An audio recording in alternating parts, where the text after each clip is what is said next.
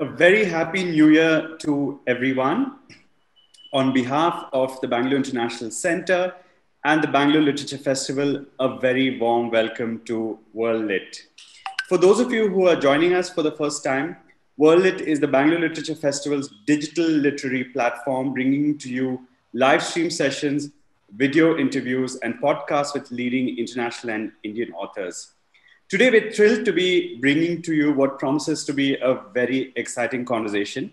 This is also our first conversation for 2021. So join me in welcoming you to this today's session, The Impeccable Integrity of Ruby R, author Moin Mohsin in conversation with Namita Devi Dayal.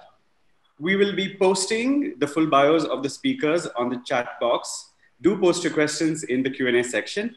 With that, welcome everyone, and over to you, Namita. Thank you. I am so delighted to welcome Moni. I've been a huge fan of her work over the years, and above all, she just makes me laugh when I scroll her Instagram. I cannot tell you how much I loved this book, Moni. I read it in, I think, 2 sittings, and it just really moved me because I found that the way in which, maybe I can start with a short summary of the book for all of our viewers. So essentially, the book. Namita, don't give away too much, though. Okay, only thoda thoda. Thoda. Very briefly, the book is the story of a young girl called Ruby Rauf. She's 23 years old. She's studying in London. She happens to go and listen to a lecture by a presidential candidate called Saif Haq, who and then somehow manages to sort of enter their little coterie and gets quite swept away by his charisma, and through a series of events ends up working for him as his social media in charge, and moves back to Lahore for that. And then I'm not going to tell you what happens because it's just a kind of a rapid series of events that take us hurtling into young Ruby and much older Saif's life. Now, for me, why I is because, it touches on so many things, but in such a kind of a easy way that you don't even know that these big issues are talked about. It's about, well, politics, which has its own very specific, musty and madness. It's about gender, very much. It's about class and embedded feudalism. It's about larger issues of vulnerability and deceit and, big sort of epic issues like that. But above all else, this book is a really tender coming of age book about a young girl. And to me, I think that's what really above all touched me. And so I love the way, Moni, you've sort of braided together these larger, disturbing issues, but in your sort of inimitable satirical way. But there's also this real sort of tender story about this young girl. And my first question to you is, well, how did you think of writing about a book on the content of a 23-year-old? What was the process and why did you do this? And also, how do you get into the mind of somebody who's so sort of naive yet manipulative? I mean, I could really relate to bits of her in my young days. Hopefully not anymore, but I likely. So, Namita, thank you very, very much for your generous introduction. And I would like to start by wishing you a very happy new year. And I hope that 2021 is going to be significantly better than 2020 for a host of reasons. With regard to this book, I agree with much of what you have said. In fact, with everything that you have said. it is I suppose, a coming of age story because it is about Ruby's growth and her realization of what the world is really about and her place in it. But I think for me, the book is, you asked me what prompted me to write this book and how I went about it. There were 2 or 3 things that got me thinking along these lines, and then it changed as well as I was going through it. First of all, the first thing that got me thinking was the Harvey Weinstein scandal when it broke. And I was watching the TV and sitting in London, and I was listening to this, and I was listening to the testimony of these young women, you know, who came out and said how they had been exploited and abused by him. And I thought, and he's a very powerful figure, and he had the power of life and death over them, of their careers, of professional life and death over them. And I was thinking to myself about this, and I thought, if such a thing happened in Pakistan, how would it unfold? What would happen? Would anybody talk about it? Would anybody support the women who came out? Would there be justice? Would there be accountability? And then, you know, I began thinking of our patriarchy, you know, and how it uses young women to further itself, to exploit them, etc. And I thought that, you know, unlike Bollywood, the Pakistan film industry has been was eviscerated by General Zia. It was targeted and destroyed. And only now it's slowly sort of, you know, coming back to life. So it wouldn't be there because the film industry does not exert such a big pull on people's imagination in Pakistan. So I was thinking, you know, where could such a scandal take place and what would be the repercussions? And another place where women obviously are abused and exploited a lot is the modeling industry, where very young women are manipulated. But then I thought, you know, modeling is not such, and it's too niche in Pakistan. So I thought to myself that it had to be in politics. That was the only place in which I could really locate this story and tell it. And once I began thinking of politics, I began thinking of populism. Because, you know, after 2016 and with the election of Trump, things have kind of, you know, progressed with such rapidity that what seemed absolutely impossible and extraordinary, unbelievable 4 or 5 years ago has now become the norm. Mm-hmm. And I began thinking, and once I began thinking along those lines, I started thinking of this kind of strong man complex that we have, and that is playing out in the subcontinent as well, as you know, as our politics is developing. And this idea that one strong man will solve all your problems. All you have to do is trust in him and his judgment, and you can't ask him any questions. You can't hold him to account. And this kind of this sort of toxic masculinity that goes along with it. You see it with Putin, you see it with Trump, you see it with Boris Johnson in his own way, you see it with Imran Khan, you see it with Modi, you see it with you know, that guy in Hungary, you see it in the Philippines, you see it all over the world. It's kind of, and you see it with Mohammed bin Salman, you know. And I began thinking along those lines and thinking that I wanted to write about that. Yeah. And there's this idea of this hyper masculinity and how it affects normal, ordinary people's lives. But I also wanted to write a story about betrayal.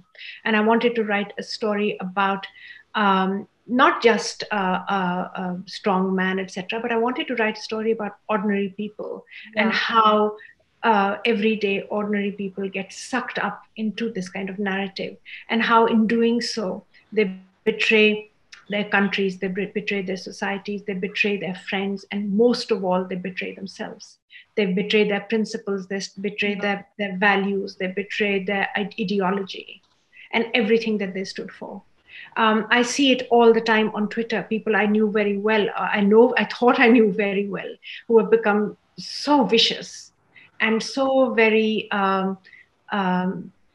you know, kind of one-sided in the way they look at the world. And I wanted to talk about those things. So this book was a way of me getting into that. Wonderful, because it really comes through, and this idea of betrayal and deceit was the overriding sort of emotion that I think runs through the book, and it's a very personal story actually. What I really liked about the way you handled the villainy and the victim dichotomy was that it wasn't entirely straightforward. And I really liked that because this young girl who does get caught in the snare always has that little way out. She has the options and she chooses, to exercise this one, which is pointed out to her by various other players who are almost like her voices of conscience in the form of her friends or even the other gentlemen working in the party. And so there's this sort of interesting play on. As a reader, I felt constantly waiting for her to not end up in a train wreck, as a train wreck. But, there was always that little moment where you thought that, okay, maybe, because being a mature reader and perhaps an older woman, you knew where this was headed. And, all the signs, none of us in India sort of experienced those fake messages from a man attempting to seduce, etc. And so it was all very familiar and really kind of depressing, because it's almost as if like the more things change, the more they stay the same. This is something that's just been there. But I liked the way you made her somebody who had a journey. And, the girl was almost foolishly, I wouldn't call her entirely naive, because that aggressive ambition was also playing into her sort of catapulting into this horror show with this man. And then of course that final, I'm not going to go into all that perhaps, but No, please. yeah, no, I won't. Although there's no spoiler here, because it's like fairly kind of evident what is going to happen, Vagera. But Yes and no, because Namita, the thing is that she's never a victim, right? yeah, She is not a victim in I wanted her to be naive and yet yeah, not a victim. yeah, Right? yeah, yeah, So yeah, there was always the power dynamic. She was the one who didn't have the power in the relationship, right? But yeah, at the same time, she did have an option which she chose not to exercise. yeah, And I had to do that. That was something I was very careful about, because I didn't yeah, want her to come as a victim, to appear as a victim, because then there is nothing to root for. yes, Nothing to play for. There's nothing, I mean, there's something at stake, but it's almost a foregone conclusion. yeah, But yeah, I wanted other women as well to be in the frame, who make different decisions, exactly. And I to show love that. that there is an option to make a different decision. In But fact, sometimes you are so caught up. And the other thing that I wanted to talk about in this book was about a sense of grievance. How this sense of grievance, which is sometimes so personal in people's lives, is used to magnify, to become kind of a political force. So how people like Trump and the Brexiteers have used this sense of grievance. I don't know how the EU yeah, is yeah, supposed to have victimized the UK, but there is a great feeling of victimization within the UK. And I yes, don't yes, understand where it's come from, but it has been fostered, it has been grown, it has been allowed to blossom. yeah, Uh, and same in America, and same in Pakistan. There is this feeling that somehow we have been shortchanged. And this girl, and when I talk to people, about politics in Pakistan, a lot of the people who are so vociferous in their hatred or whatever, it usually comes because I find out that it's because of some kind of personal reason. wow, They're taking something which is actually a political social issue. They've made it into a personal thing, huh, you know. And in Ruby's case, it is very personal. It is. You know, and how the reason why she decides to take the path that she does comes from a personal feeling of grievance, a feeling of that, you know, somebody somewhere owes me, you know, somebody along the way I have been dealt with unfairly, you know, and I now I want to make myself safe, and I want my slice of the action, something that I'm owed. Yeah, although I think that there were so many signs where she knew that she was being lied to by the party, that I wonder what was, I think it was probably a bunch of different things along the way which made her say it out. But I wanted to talk You know, a Namita, little I think once you have embarked on a certain path, no matter how much people point out to you the opposite, you do not listen to it. It's not about rationality, it's about emotion. At the end of the yeah, day, you especially know, when, yeah, all these people that you see, you know, like there's so many people in Britain who've been pointing out what an economic disaster the Brexit will be. You know, yeah. and specialists have been pointing out. And Michael Gove's reaction was, "We've had enough of specialists. We will do what we want. This is about sovereignty. It's about emotion at the end of the day." Yeah, yeah. And there's so many scientists who can come out and tell you that COVID is not flu. COVID is something different, but people will not believe it because they don't want to believe it. It's about emotion, you know. You are somehow or the other that you are being lied to, or that somebody's been making a fool out of you, and you Yeah. know better, and you know, I will have my freedom, and I will have, you know.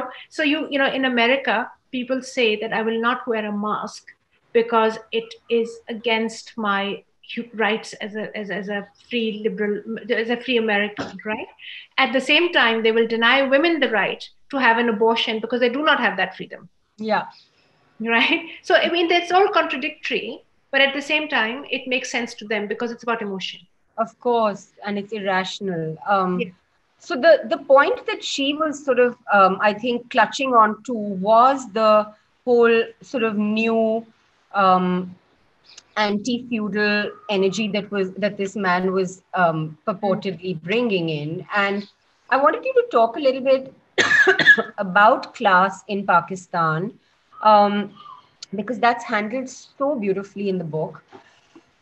Excuse me, where you talk about how, you know, the lower classes like Nasibo are able to just bear their, you know, almost like chati phar ke, as they do, you know, which means like sort of chest beating, um, in a way that they're not ashamed of their horror and their pain and their wife beating and their um, deep poverty.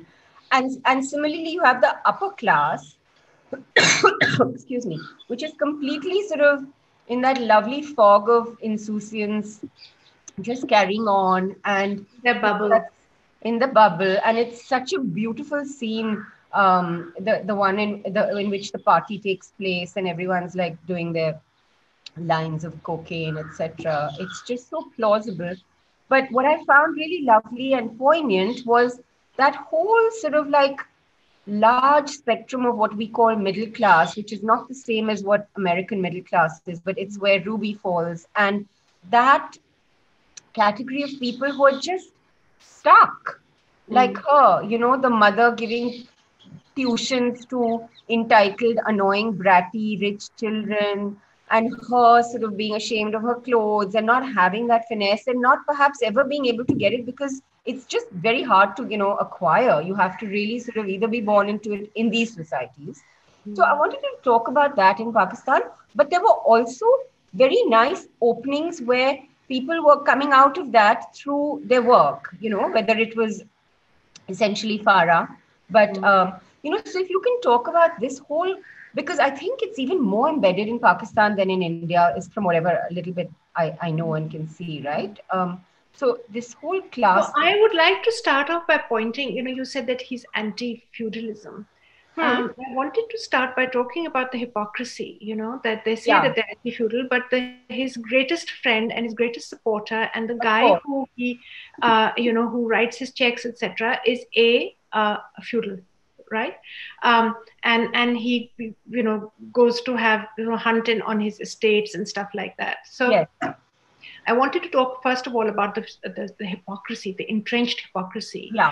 How just because you say certain things, you are absolved of any responsibility to account for your actions. So you don't have to walk the talk, as long as you're just doing the talk, because people are only interested in hearing, the things that they want to hear, which make them feel better about themselves. Yeah. With regard to the spectrum of in class and entitlement, etc. The poor, I have always thought in the whole of the subcontinent, not just in Pakistan, but in India and in Sri Lanka and in Bangladesh, I've always wondered, why isn't there a revolution? Why don't they rise up? It's because people have this sense of fatalism in the subcontinent. And therefore, and it's found most of all in the very poor people. Because, and they believe that there will be justice somewhere along the line at some point, right? And in this life, maybe they will not get it in this life, and that is what keeps them kind of going. But they will get it someday. And also because I think they feel quite rightly that the system is stacked so heavily against them that they can't even, they don't need to feel the kind of shame and embarrassment that Ruby feels, because Ruby's on the fringes of entitlement. Ruby sees it every day. Ruby is within touching distance of it. Ruby also had a little bit of it when her dad was alive. So you want to get back onto that. And yes, the middle classes, there is, I have seen a huge growth in middle class in my lifetime. When I was much younger, there used to be the very wealthy and the poor, and there was nothing in between. Now, of course, there is a much, much greater a population of people who are educated, who are aspirational, who want to send their children to English medium schools, to private schools, who will do anything it takes to get their kids a decent education, because they feel that that is the path to prosperity. The English language, they feel, is an important skill to have. And of course, they send so many of their children, etc., abroad to work, so that they can send home money, so that the daughters can be married into better families, so that that whole sort of and that has been growing in Pakistan. And also, I think with technological advances, people feel that they have a voice now, which they didn't have before. And I think that is across the board, everywhere. And I think that leaders like this enable people. Certainly in Pakistan, I've seen over the last 4 years, the discourse has become so coarse. It has become so violent, and so and people feel a sense of power almost, that they can now say anything they want to. And on Twitter, etc., you can. It allows you to say whatever you want to do, and that's something I touch upon in the book as well. You do. And you feel so so big, and you're sitting in your own home typing away and telling people who've accomplished so much more than you have, or who are so much more powerful. Not even just powerful, but people who actually have worked for everything that they've got. And just telling them, like that teacher, just telling her, who are you to say this? I will, I can do this to you, or I can do that to you. I can make these threats to you, or whatever. And I wanted to talk about social media because I think it's a force for good. But at the same time, it's also, I think you guys have your trolls as well.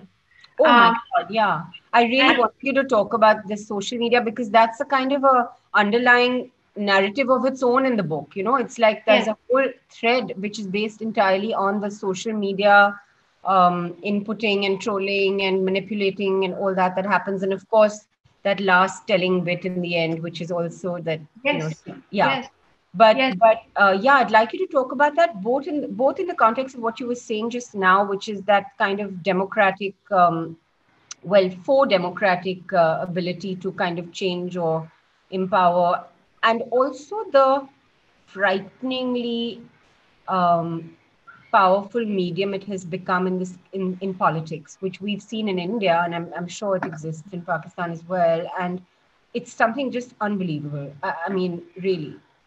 And it is used particularly as a way of silencing women, you Wow. know. And it is being used as a tool of the patriarchy. So when I talk about, this kind of alpha male syndrome, the women are also very harsh and very what's the word, mean, I would say, and unpleasant on social media, but they don't give out the kind of threats that men do, to Yeah. women who speak up, or who anything a woman wants to say can be shut down by a man who Yeah. threatens social and sexual violence as well, Yeah. and it's not just confined to India and Pakistan. Like the Guardian newspaper ran uh, um, a kind of investigation into a study into who gets trolled the most, and they discover among their opinion writers, Okay. and they discovered it was women, and women of color in particular. My God. They get it the worst, because in a patriarchy, or even in a misogyny works in a way that it gets men get feel threatened when a woman speaks, Sure. right? So in this sense, Ruby is both an enabler and a Yeah. victim. In the Yeah. end, a victim Yeah. as well, and she I liked that moral arc of what you did with her, because it's almost as if she, created the monster that eventually. yeah, Um, what goes around comes around, right? yeah, yeah, yeah, yeah. So that's something I wanted to, in the beginning I had another story. I'd let her, another ending. I had a happier ending. And then I thought to myself that it's not right. It doesn't make sense.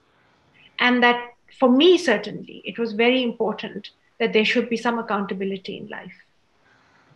You know, Um, you know, what goes around comes around to you as well. What you put out yeah, is back to you as well. yeah, which I really liked, because you could see that where the book ended, the soul searching was beginning, and it was Yeah. lovely because at least you Mm. left her with um, that sense of growth Yeah.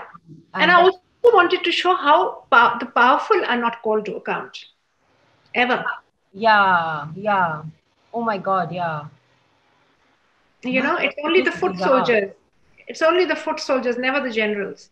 Really, really. Um, that's so true, actually. I didn't think of that. Yeah. Oof, it's very poignant, actually. Because every bit of it is so plausible. I mean, Yeah. this book, it could really have been put into any context. When you take out the frills of the details of, the location and where you located it, which is, in Lahore or whatever. It could have been in Los Angeles. It could have been in Mumbai. It's just this very. That's what I loved about it. It had this very universal kind of a almost grief to it without being ponderous. Just it on one level, just a very easy read, which almost bordered on chicklet on one weird level. But I wouldn't like to use that term. But I think it just traversed all these spaces beautifully, and I really appreciate you writing it, because Thank you. it's very rare and difficult to my mind, especially I find, if I may say so, in South Asian writing, um, to allow big issues to kind of like just creep into the writing, but without being, heavy. So the Hmm. heft comes through just by the storytelling in this, which is what is really beautiful, honestly. For me, the most important thing, the most difficult thing for me was to give both Seth and Ruby agency in the book. Yeah, I wanted to make them both rounded characters so that you didn't judge them from the outset. Yeah, and that you felt some sympathy for both of them. yeah, It came And true. I tried very hard to do that, because otherwise it becomes one-dimensional, Yeah. and it's not an interesting read. In order to be interesting, you have to be invested in those people Yeah. and what they do. And so that was a bit difficult, because I have um, I do feel that there should be accountability for everybody, you know. So that was a difficult call. But at the same time, what you said is actually quite resonates for me, because when I told you I started thinking about Harvey Weinstein and how Yeah. that happened in Pakistan. And the first thing I thought when I was thinking of politics, the first two people who came to my mind were Clinton and Monica Lewinsky, Bill Clinton and Monica Lewinsky. And I thought to myself, it happened there, like that, and as you said, it could be anywhere, anytime, I mean, I just watched this series on Netflix about Dominique Strauss-Kahn. Uh, Mm, it's incredible because um, it's so complex, that these men behave the way they do, and then there's all these women who enable them in a strange way, which I've never fully understood. And in the book, I think you see that less because his wife is a different story in this particular, mm, mm. but uh, but that whole idea of power connected with male superiority Entitlement.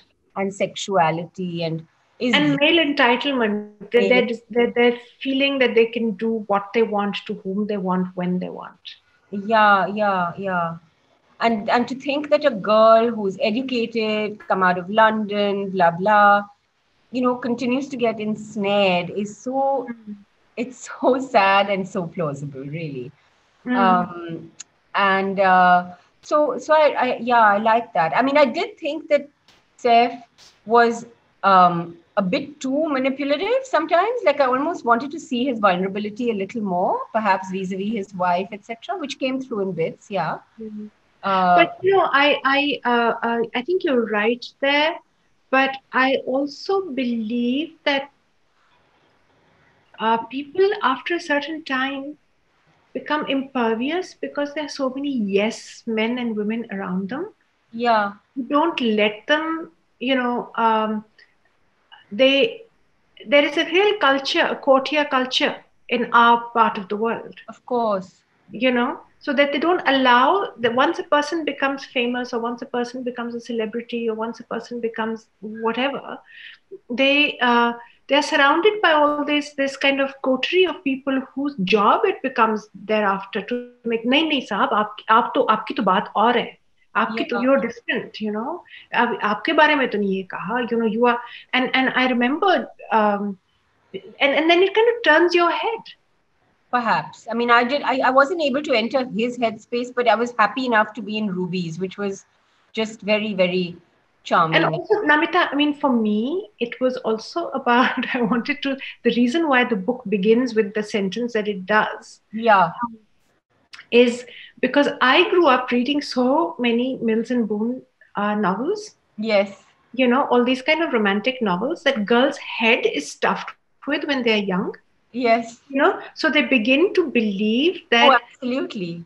that It's fictitious. somebody who Great. doesn't treat you well, and little girls are told, that if a boy is sort of is mean to them at school or in a playground or whatever, and she comes and says to her mother, such and such a boy pushed me, the mother likely to say, oh, because he probably likes you, and so girls are brought up to believe almost that, and when you read these novels, all of them are about a guy who treats them badly at first but then tells them he's loved them all along, Yeah. and so they believe that, this idea that they have in their heads. So for Yeah. me, I also had to channel that kind of bad boyfriend vibe through the book. Yeah. Very, Who is the bad boyfriend, the very. guy who says he'll call you but doesn't keeps you Yeah. hanging on the phone, Yep. waiting to hear from him, Yeah. and who lets you down, and who tells you he's going to take you here and take you there and do this and do that and doesn't, Yeah. it keeps you sort of dangling that Yeah. expectation. won't let you go. It's the most common game played in between men and women. And I mean, it's unbelievable. And especially when it's a 23-year-old and she's completely starry-eyed. And the older guy, you know. But what I was trying to say was that these are the expectations women have. These are the expectations that they are brought up with. Yeah. And they, you know, they believe that they somehow or the other, this is love. This is sort of the way it should be. Who, according to you, were the really sort of redeeming characters in the book, and what did they represent? Like for me, Farah, who for our viewers, I will just quickly tell them that she's the journalist who is the counter voice, who kind of like Who's Ruby's friend.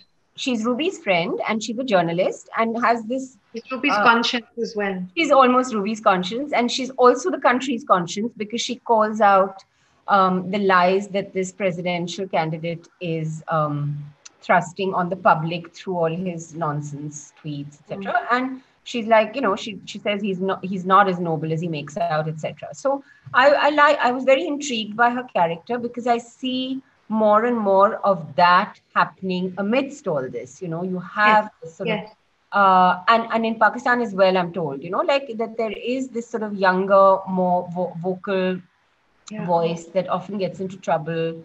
So female activists, you know, a lot of women activists, and particularly, you know, now that, you know, misogyny has become such a sort of powerful and virulent thing on social media, so women have become more outspoken, and so women have become more, you know, they defend each other as well now. You know, and Aurat March is a very big thing in Pakistan. Every year, more and more young women come out and protest on the streets. They want their rights. They want, you know, and Farah is for me the moral center of the book. Yes. You know, she is the moral backbone of the book. Yes. And I didn't want her to be a kind of goody two shoes heavy character, you know. And Kiran, in her own way, is also somebody who sees clearly. Yes. You know, who doesn't act but sees. Kiran bears witness. Farah is an activist. Yes.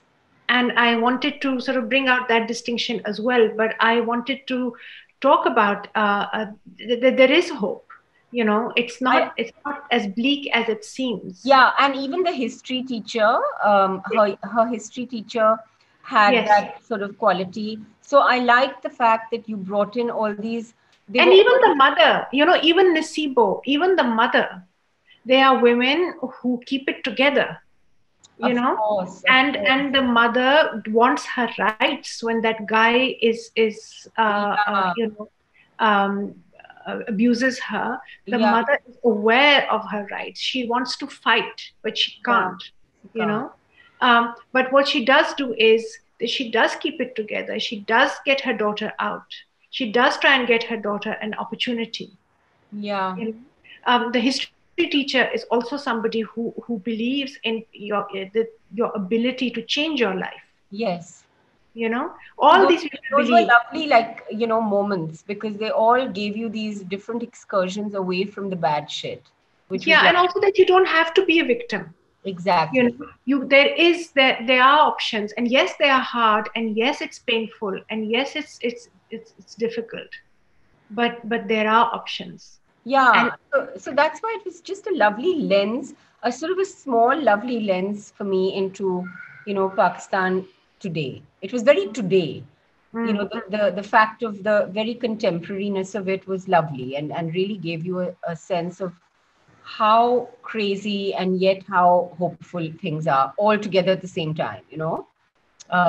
You know, my work has always, I've been very fortunate in that whatever I have written has found an audience in India. Because when I wrote the Butterfly series, a lot of people said to me, this reminds us of us as well. Yes, of course. You know, because it's about social observation, and my work is entirely about social commentary. Yes. And when I was writing the Butterfly series, I was writing about a character who's actually quite universal, somebody who is very privileged, lives in a bubble, unaware of what else goes on around her, but is at the same time a witness to her times, and I think it found a resonance in India because at the same people recognize that character there as well, and that whole society and the entitlement of people who exist in that sphere. Yeah. And the oblivion. And so I think this book also, so far, I mean, I've talked to you and I've talked to a couple of other people for literary events, etc. And they too point out to me again that this reminds them of India, that the political situation in the book reminds them of India, that the social media phenomenon reminds them of India, the way women are targeted reminds them of India, and the Me Too part, and the Me Too. I mean, there's stories that I've heard exactly, that sound exactly like that from people. So I wanted to write a story which was not just about contemporary Pakistan, but about contemporary society. Yes. I see it in the UK as well, because I live here, and I see how people allow themselves to be misled. Yeah. How people collude with their own bamboozlement, in a sense. Would you say that something like what happened to her could happen to a young man as much, but not necessarily in the sexual context, but the delusional? Yes, entirely. Okay. For the to be made to feel that you've been picked up and brought into the center, that feeling is just so exciting. Yeah. It makes you feel like you are now finally. It all plays on the sense of grievance and exclusion. Yeah. You feel that you've been excluded before and you're now at the center. Yeah. It gives you such a sense of power. Absolutely. It turns your head in a way that makes you want to keep this to yourself and at the same time push everybody else out. So moving away from the actual novel, but to the issues that are sort of dealt with in the novel, do you believe in the larger picture that Me Too has actually changed things? How much? What are your observations, just as an observer, as a woman, as a mom, out there? So I live, in two places, in Pakistan and in London. I live in London, but I visit Pakistan very regularly. I know India only from my few visits, which unfortunately have come to a halt because I can no longer get a visa now. But I think in the UK, certainly, there's been a huge change. Yeah. Young women are much more aware. Younger men, I have two children. My son is 19, my daughter is 22. And both of them are extremely aware of the kind of language they use, of the kind of language other people use, of how you can and cannot behave and talk now in order to give respect to people. And in the UK, I think there has been, work environment has changed enormously. Of course, there's still a lot of misogyny. Of course, there is still a lot of inequality. Women don't get paid the same amount as men. Women don't have the same privileges as men do. They don't get promoted in the way they do, in the way men do. And you will have the people who head organizations and corporations, etc., inevitably are men, but still change is coming. In Pakistan also, but patriarchy is so much more entrenched in Pakistan that it's difficult. It's much harder to break, and I think things are changing there as well, but much more slowly. Much more slowly. And it's going to be more of an uphill battle there. But things are changing, I think. And I think that there is hope. There is hope for all of us. And my daughter, certainly, for example, I put up with a lot of stuff. And I'll say to her, for example, if you're walking down the street and somebody wolf whistles, I just say to her, ignore it, just carry on. And she says, no, why should I ignore it? And why should he feel that he can say this to me or do this to me? He can't. And she's much more combative than I am, because I have learned to keep my mouth shut. Yeah. I have learned to avert my eyes and just carry on. Yeah. She is much, much more, my niece is the same way, Yeah. much more combative, much more aware, and therefore much more able to change things as well. Yeah. I can see that for sure. That's nice to hear. Hmm. Any other issues that you want to talk about as far as the book and the writing of it, and how long did it take? And The book took me about 2, 3 years to write. okay. In between, I had sort of gaps, as I always do. Yeah. I'm not the most organized and disciplined person in the world. So it took me a while. But once I got going, once I got a grip of Ruby, I was Yeah. right. And for me, Namita, the biggest thing was didn't know whether to write it in first person or whether to write it in the third person. I kept going back to first person and thinking maybe I should write it in first person. But then I wanted to see Ruby from the outside as well, how Yeah. other people were seeing her. Yeah. I like that a lot because you got different points of view in the book for sure. So And that was important to me, that she should. yeah. Having said that, I did not want to do a complete omniscient third person narrative. So it is that sort of, from her point of view entirely. Yes. So the book was seen, although it's in the third person, it's from her point of view. Yes. And So and sorry, Gary. no, I was just going to say that the authenticity of her emotions and her trajectory are remarkable because it's very hard to get that right, I feel. And when you're not the person. Thank you. I really like that. She was Thank just you. vulnerable but slightly annoying person, and it was just fabulous. Slightly. I felt like shaking her as well while I was writing. I know, really. But thank you. So I'm gonna jump off and leave you to your question answers. Certainly. Ravi. Thank you. Thank you very much. Thank It's lovely talking to you as always. Lovely. Thank you. Thank I'm you. going to recommend this book. May I pass it around? Okay. Yes. Sure. We're going to take questions from our audiences. We have a question from Parambir Bhatia. How do you get into the soul and mind of a 23-year-old girl? Did you survey a group of 23-year-old girls? No, I didn't. I didn't survey 23-year-old girls, but I have a daughter who's 21, who was 21 when I was writing the book, 20 and 21. She's now 22. And I remember from my own childhood, I remember from my youth what I used to feel like. I sort of reached back and I tried to think of how I felt at that time and what were my own insecurities and what were my big concerns at that time. And because I'm a journalist as well, I get to interact with people of different ages and from different classes and from different nationalities. So I tried to channel some of that into the work. I didn't do any surveys. The next question is from Amar Kumar. Your books have been a fun mix of Hindi, Urdu, and English. Ruby sounds more like a serious social commentary around patriarchy. A pandemic-induced pivot? I started writing it much before the pandemic. The thing is that books take a year to be published. So I gave the book in, I think, in August, September 2019. Yeah.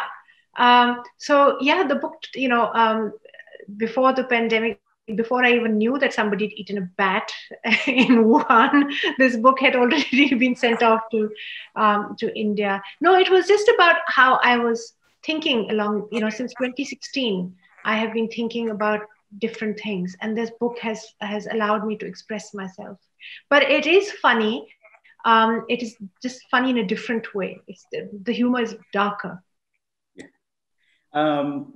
Well, this is not a question. It's Meghana N who's asking for some advice. What do you think I should tell people who feel that misogyny, feminism, political correctness are all perspectives, in quotes? Well, I don't think they are just perspectives. I think if you were to look at the facts, if you were to look at the number of women, even in the West during pandemic, who have been suffered gross domestic abuse, I don't think you would call that a perspective. The number of women who are killed in Pakistan for honor is not just a perspective. It is a cold hard fact. If you look at the number of women who are, the number of girls who are sent to school as opposed to the number of boys who are sent to school, the number of women who head companies and political parties and national and international organizations as opposed to men, you will find that there's a very big difference. And that too is a fact that can't really be argued with. Those are all facts, I think. They're not perspectives. Thank you for that, Moni. We have no more. We have one more question. This question is from Neha Kumari. How should aspiring writers discover themselves? How important is discipline when it comes to writing? It is fundamental. It really is fundamental. You have to sit and write and, stay with it. Sometimes things happen, sometimes they don't happen. But the only way they will happen is if you sit down every day and write for a certain period of time. And in the beginning, for me too, I think for most writers, there are days when nothing comes. And there are days when just whatever comes, the next day you look at it and you think this was rubbish and you get rid of it and you start anew. But everybody thinks that writing should just come naturally. It doesn't. It's a discipline and it's an art, and it is also a craft. You have to learn it and you have to teach yourself it. Just like if I was to say to you that make me a pottery bowl, you couldn't do it the first time. You would have to work and learn, and then you would be able to do it. Same with writing. There's a follow-up question from Amar Kumar. His question was about, social commentary and patriarchy. Is machismo more of an Asian thing, in your opinion?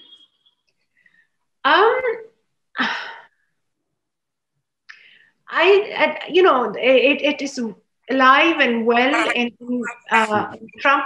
I think if you look at somebody like Donald Trump, he's very macho.